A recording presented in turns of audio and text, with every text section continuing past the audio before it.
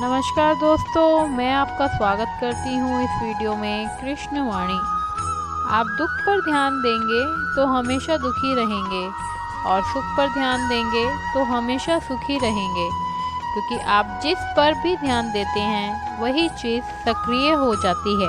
अर्थात सुख और दुख तो आते जाते रहते हैं, यही प्रकृति की गति है।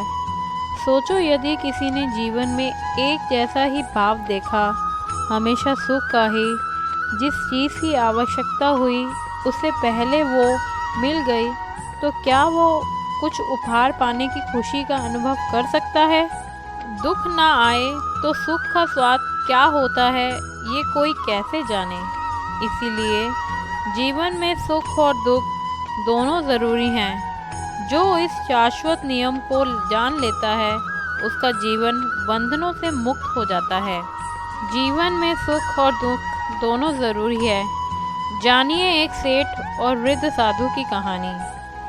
एक सेठ की कहानी जो हताश होकर आत्महत्या करने की कोशिश करता है, और तभी उसे एक संत रोक लेते हैं और उसे जीवन में सुख और दुख दोनों का समान भाव से देखने का ज्ञान देते हैं।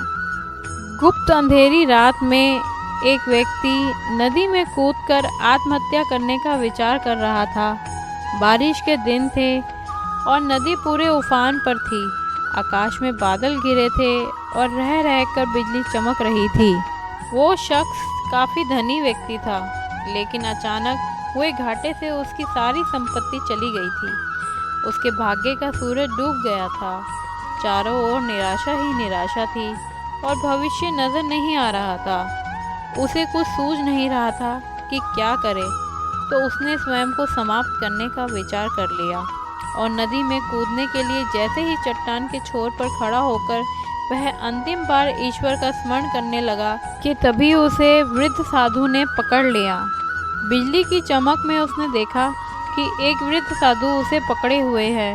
उस वृद्ध साधु ने उससे निराशा का कारण पूछा और किनारे लाकर उसकी सारी कथा सुनी। फिर हंसकर बोला, तो तुम ये स्वीकार करते हो कि पहले तुम सुखी थे?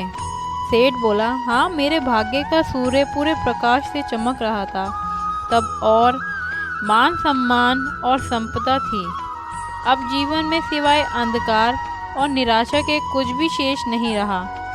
वृद्ध फिर हंसा और बोला, दिन के बाद रात्रि है और रात्रि के बाद दिन। जब दिन नहीं टिकता तो रात्रि भी कैसे टिकेगी? परिवर्तन प्रकृति का नियम है। ठीक से सुनो और समझ लो। अब तुम्हारे अच्छे दिन हमेशा के लिए नहीं रहे तो बुरे दिन भी नहीं रहेंगे। जो इस सत्य को जान लेता है वो सुख में सुखी नहीं होता और दुख में दुखी नहीं होता। उसका जीवन उस अडिग चट्टान की भांति हो जाता है जो वर्षा और धूप में समान ही बनी रहती हैं। सुख और दुख को जो संभाल ले, समझ लो कि उसने स्वयं को जान लिया। आइए सुनते हैं एक गरीब मजदूर मोहन की कहानी। आज फिर मोहन ने पूरा दिन कड़ी मेहनत की, कभी पत्थर ढोए तो कभी रेत मिट्टी के बोरे, परंतु इस मजदूरी के बाद भी उसे 100 रुपये से ज़्यादा नहीं मिले। मोहन के साथ अक्सर ऐसा ही होता था और कभी कभी तो उसे इतने पैसे भी नहीं मिलते थे। इन्हीं पैसों में से वह अपने घर की गुजर बसर करता था और कभी कभी ज़रूरतमंदों की मदद भी कर देता था। भले ही सब कठिनाइयों से होता था, लेकिन उसकी मेहनत में कभी कोई कमी नहीं होती और वह इसी में ही संतुष्ट रहता था। एक दिन गांव में एक अजनबी के आसपास लोगों की भीड़ देखकर वह उत्साहपूर्वक उसके पास पहुंचा। उस व्यक्ति के हाथ में रंग बिरंगे कागज के टुकड़े देखकर मोहन ने उसके बारे में उससे पूछा। वह व्यक्ति लॉटरी वाला था। मोहन ने पूछा, तुम कौन हो भाई, और तुम्हारे हाथ में यह क्या है? लॉटरी वाले ने कहा, यह लॉटरी के टिकट हैं बाबू। अगर तुम्हारा नंबर लग गया तो तुम्हें बड़ा इनाम मिल सकता है। ऐसा कहकर वो लॉटरी वाले ने मोहन को एक लॉटरी का टिकट खरीदने के लिए प्रोत्साहित किया, मगर मोहन ने उसे मना कर दिया और कहा, भैया, मैं तो एक साधारण सा मजदूर हूँ, मुझे इनाम से क्या लेना देना, मैं तो ऐसे ही ठीक हूँ। उस लॉटरी वाले ने कहा कि खरीद लो, देखो क्या पता तुम्हारी किस्मत बदल जाए, अपने लिए नहीं तो अपने परिवार के लिए ही सही। और इस प्रकार लॉटरी वाले के कहने पर मोहन ने एक लॉटरी का टिकट खरीद लिया और घर ले जाकर रख दिया।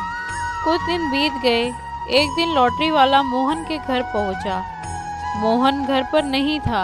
लॉटरी वाले ने मोहन की पत्नी को अपना परिचय देते हुए कहा, मैं मोहन के लिए एक बड़ी खुशखबरी लेकर आया हूँ।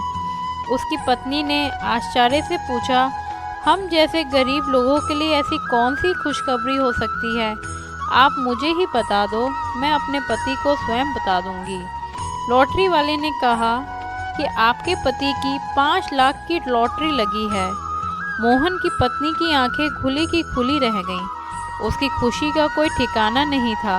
5 लाख की बड़ी रकम के बारे में सोचकर भविष्य के लिए कितने ही सपने उसने पल भर में बुन डाले।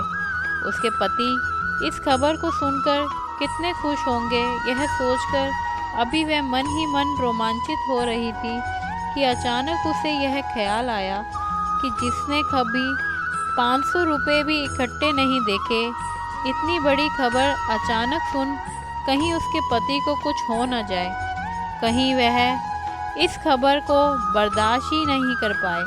उसने सोचा कुछ ऐसी बात सोचनी होगी कि उन्हें यह खबर अचानक ना मिले।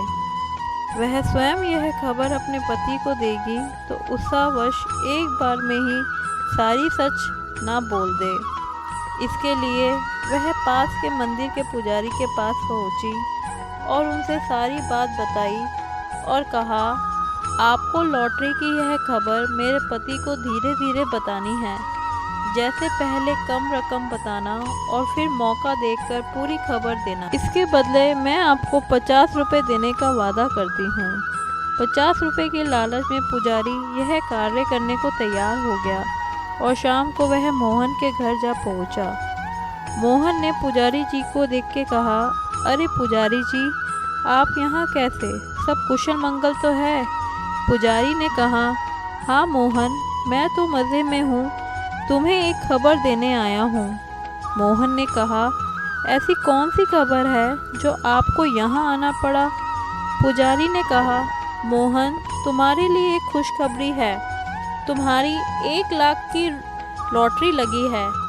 यह खबर देने के बाद पुजारी और मोहन की पत्नी की निगाहें मोहन की प्रतिक्रिया पर टिकी हुई थीं, लेकिन मोहन ने सरलता और शांतिपूर्वक पुजारी से कहा, अच्छा, 1 लाख की लॉटरी निकली है, ठीक है, इन 1 लाख में से 50,000 रुपये मैं आपके मंदिर में दान करता हूँ। यह सुनकर पुजारी हैरान रह गया, जिसको मंदिर में दान में कभी 50 रुपये भी ना मिले हों, अचानक 50,000 की बड़ी रकम की खबर को वह बर्दाश्त नहीं कर पाया और खुशी के मारे उसको दिल का दौरा पड़ गया और उसकी वहीं मृत्यु हो गई।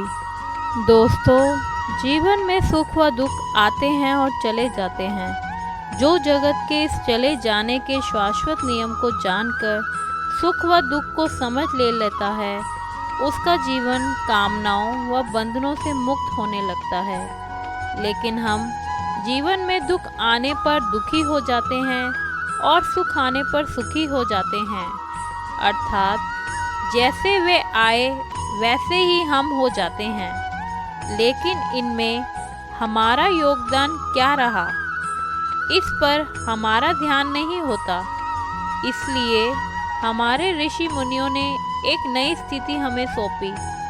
इस सुख दुख से पार आनंद की स्थिति, यहाँ से हमारी भूमिका आरंभ होती है।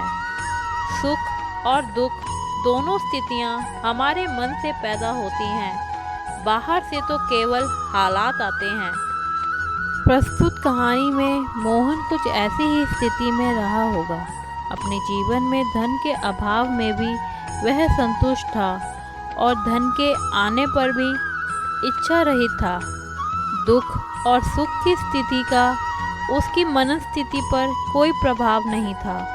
इसी कारण लॉटरी की खबर का उस पर कोई प्रभाव नहीं पड़ा और वह पूर्ण रूप से शांति और निष्कामता की स्थिति में रहा।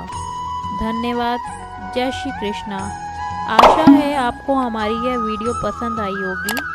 प्लीज़ हमें कमेंट बॉक्स सेक्शन में कमेंट करके ज़रूर बताइए और हमारे चैनल को सब्सक्राइब कीजिए।